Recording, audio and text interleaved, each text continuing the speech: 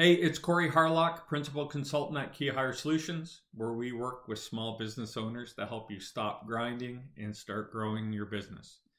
Today, I want to talk about organizational charts, or org charts as we'll be calling them through this video.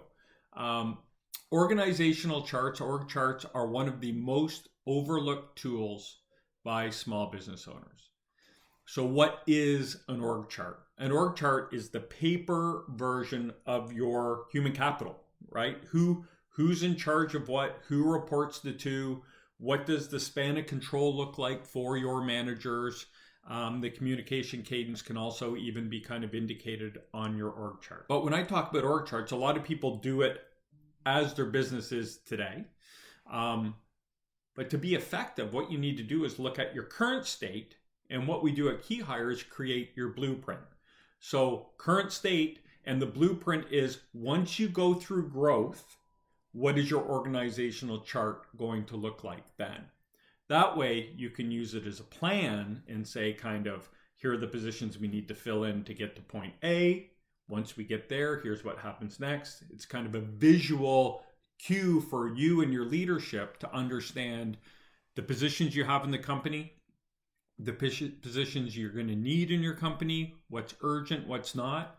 Often when we create the blueprint for our clients, we'll create the action plan, which is a phase by phase by phase approach to the org charts. And we'll indicate roles as not urgent.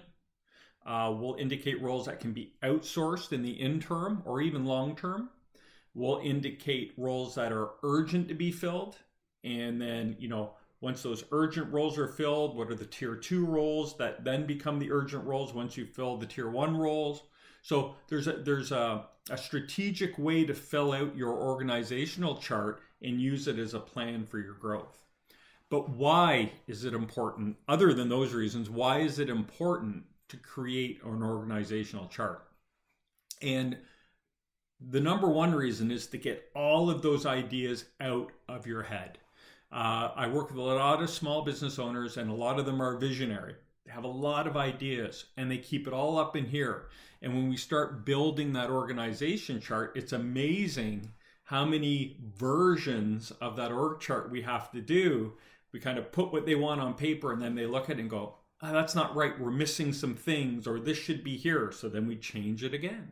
And they look at it and marinate on it and say, but what about this? What about that? And then when we finally get it nailed down, version 3, version 4 looks very different than version 1, and usually a little more complex and a little more siloed, which is what you want to do as you go through growth. You want experts in their areas: operations, administration, sales. You want experts in all those areas, and you want everyone to know exactly who they're going to be reporting up through. And the idea is to get the owner fewer reports and their leaders to take on more reporting to kind of create that communication cadence and span of control for the owner.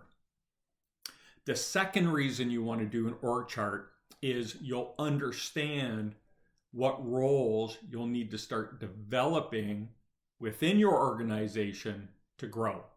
Oftentimes, as your organization grows, you're going to be hiring roles that don't exist in your company. So when you create your blueprint and your action plan, how to get to the blueprint, you'll see roles on there that don't currently exist in your company. And you can start designing those roles. Now, and another mistake people will make is they will design the role for their current need. And unfortunately, that person or that hire you make down the road becomes unnecessary. They've done the job you wanted them to do, and they don't have anything else to do, and their skill set isn't suitable for any other role in the company.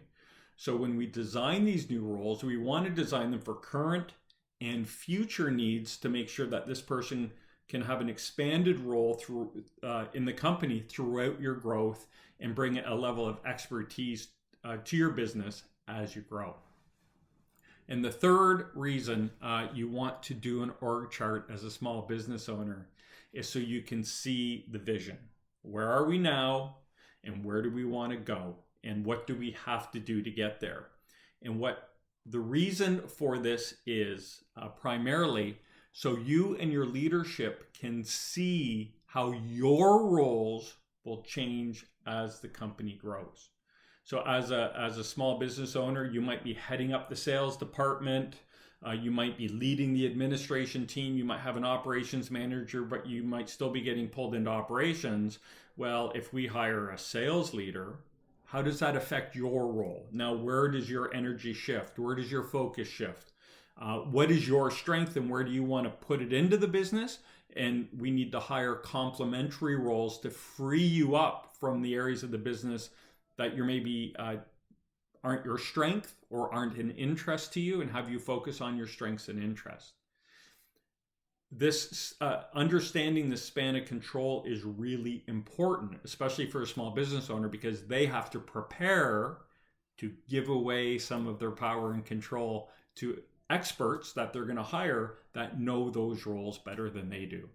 So I want to give you a real world example of what this might look like.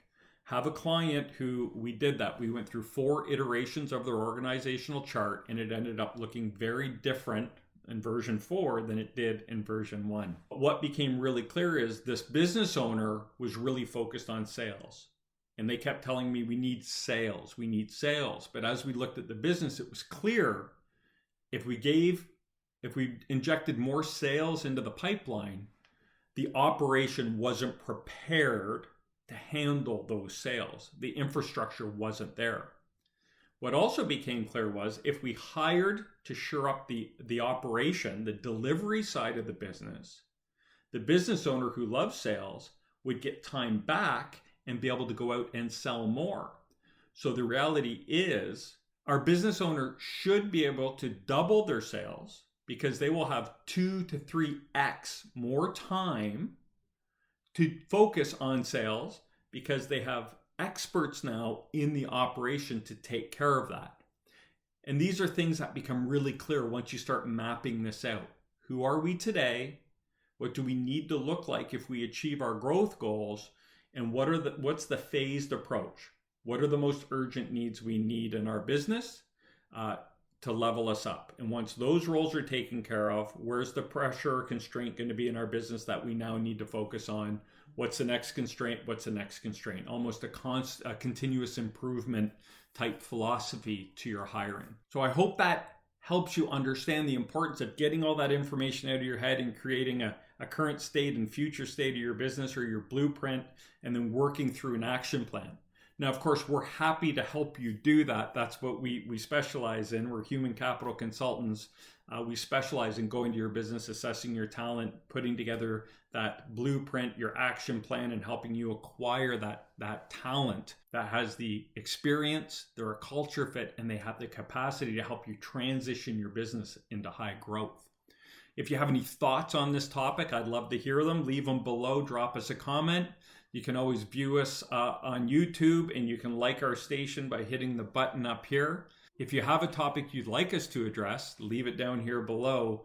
Of course, we're here to help small business owners. So if there's something that's on your mind or you're challenged with, let us know. We're happy to help you. So until next time, stop grinding and start growing.